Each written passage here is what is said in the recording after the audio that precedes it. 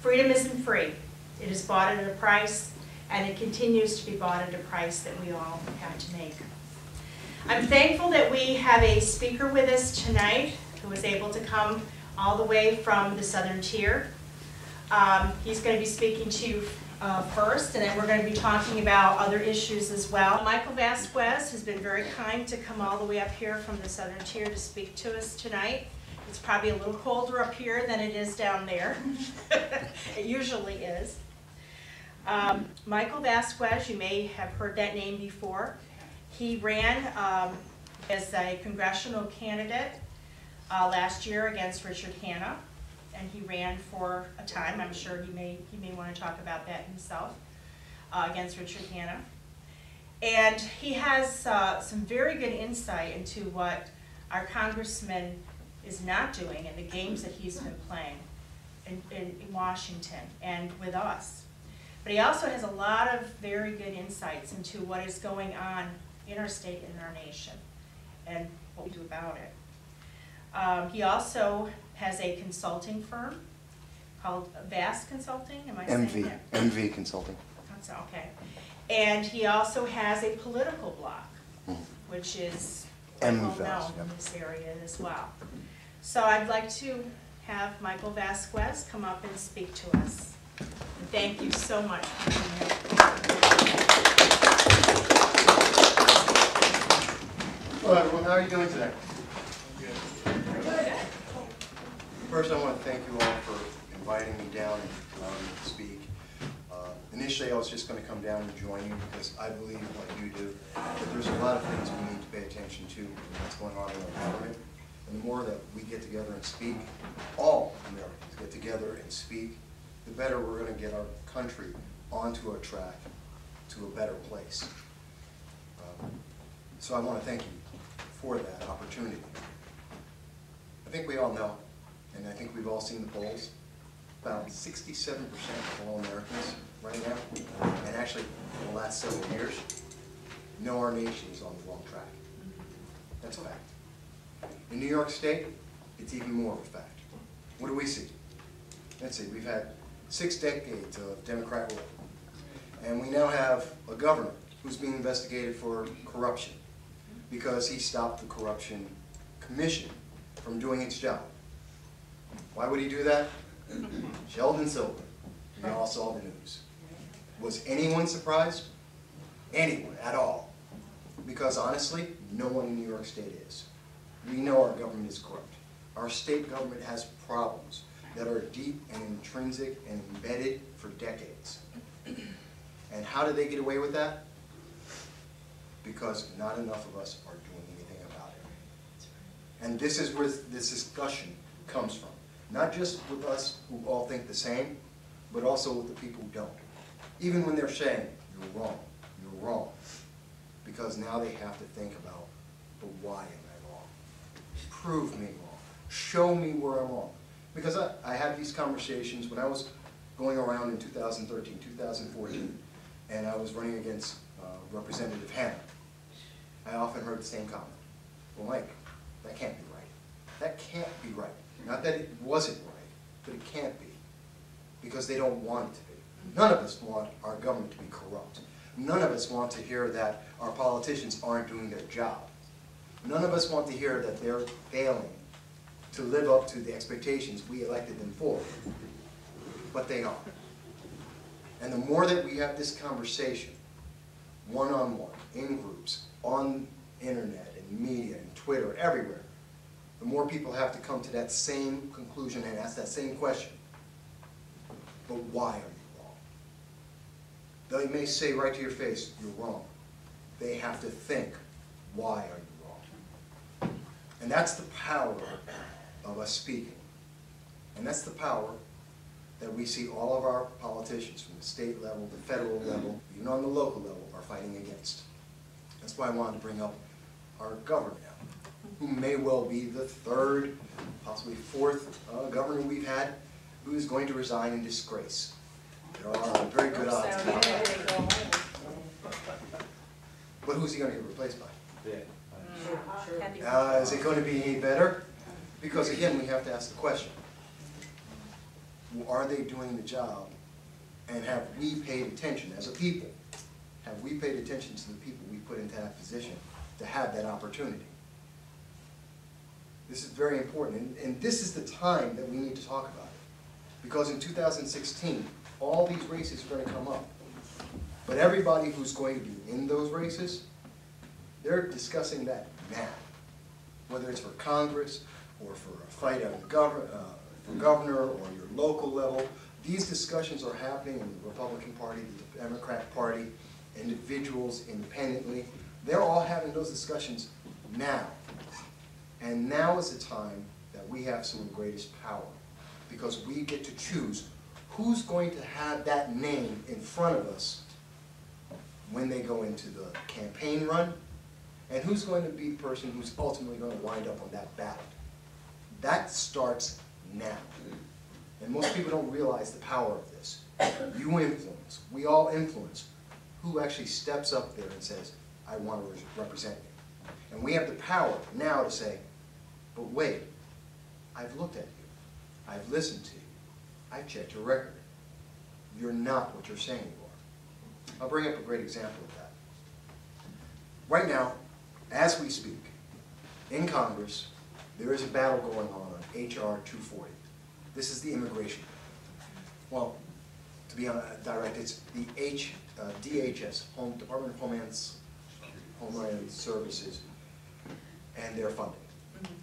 And the question right now has been that the Republicans are saying we want to remove the impact of November 2014's executive order on immigration.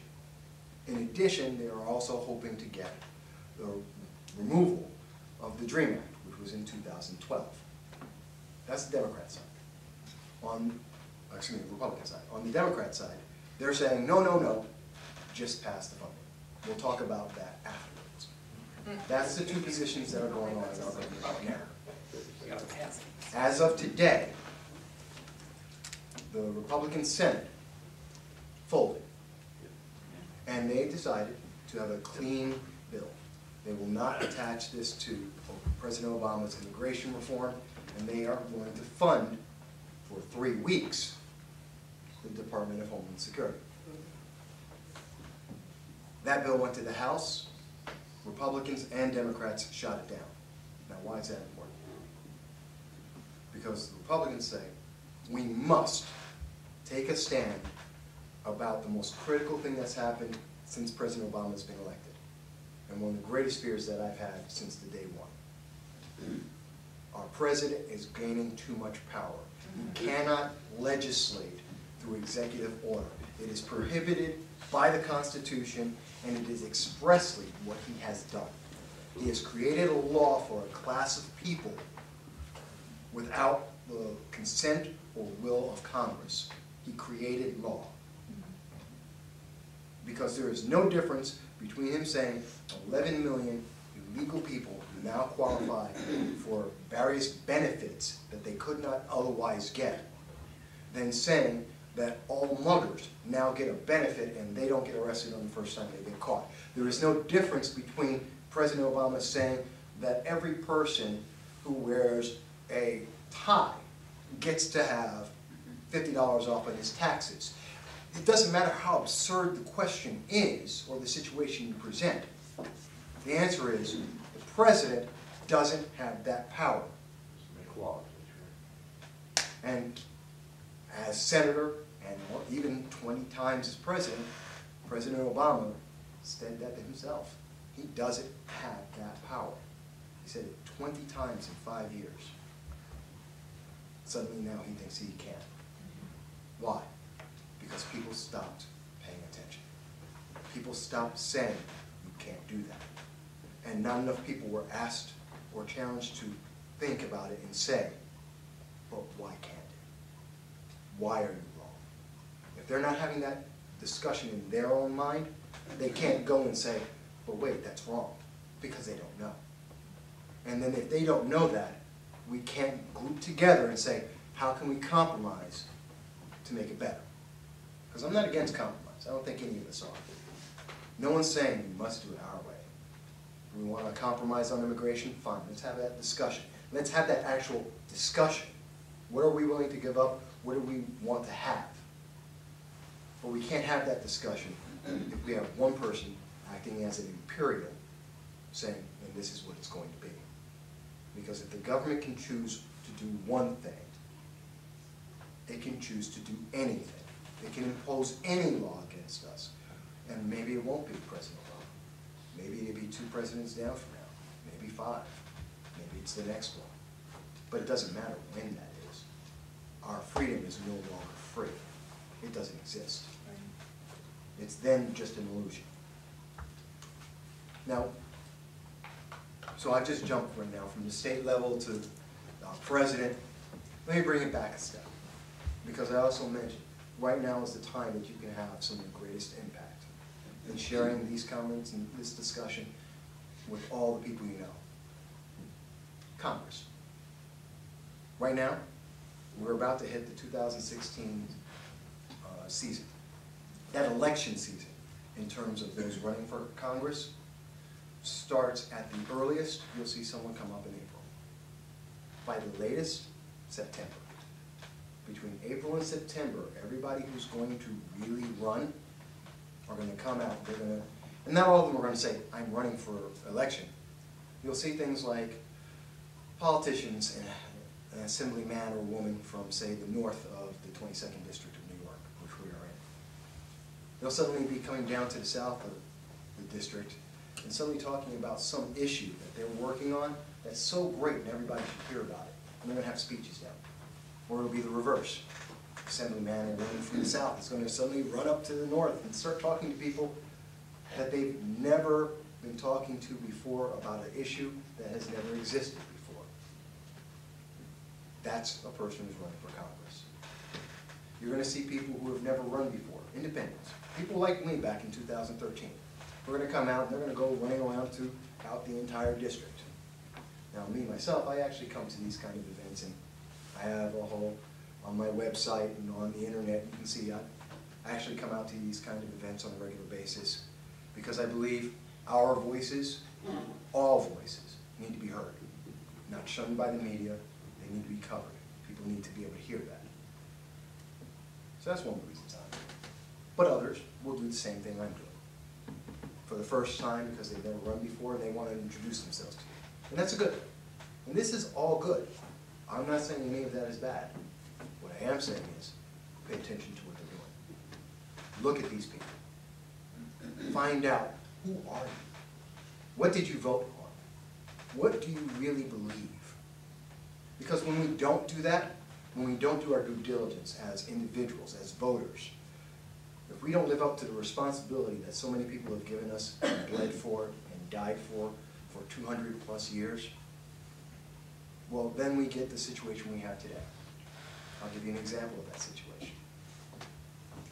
Representative Richard Hanna. He has a very unique way of looking at representing our district. Mr. Hanna is publicly stated, repeatedly, and strongly, he's against abortion. He disagrees with it completely. But yet, Mr. Hanna, in 2013, 2014, and in this year, 2015, voted to support abortion. Strongly. He supported late-term abortion, which he says he is adamantly against. At the same time, he's also said that the entire district, the 22nd District of New York, his constituents, the people he voted him into office, the people that he is there to represent, do not want to fund abortions with federal funds. And he has violated that trust and said, no, I'm going to vote for it anyway. But if you listen to him speak publicly, his answer is, no, no, no, I'm voting for it only because I support women. Because I want to make sure they have the access to this choice through Obamacare. Okay, I can stand by that, except here's the problem. Politicians like to imagine things as a vacuum. Here's my one vote. Don't pay attention to anything else. Here's what I said in this speech. Don't pay attention to anything else. Because if you do, then you understand. He's voting for abortion, which he said he's against. He says it's because he's protecting women's rights through Obamacare. He's voted 40 times against Obamacare. If he's voting to remove Obamacare, that removes the very thing he's saying he's trying to protect. What is he actually doing? Where does he actually stand? How is that confusion actually representing me, you, anyone? How can women be sure that he's protecting their rights? How can we be sure he's protecting our rights? Especially when he knows and has said, we don't want this as a district. But if we don't ask that question, we can't say, Mike, but you're wrong. And then think to ourselves, why are you wrong? Am I sure? Because most people aren't. Because most people listen to that 30-second soundbite and go, well, no. He sent me a flyer. It must be true. I paid for the flyer because it says taxpayer funding on it. We paid for that. It must be true. Except it's only part of the truth. It's only one section of what's going on. And if we don't do our job of saying, okay, but this connects to that, then we get there.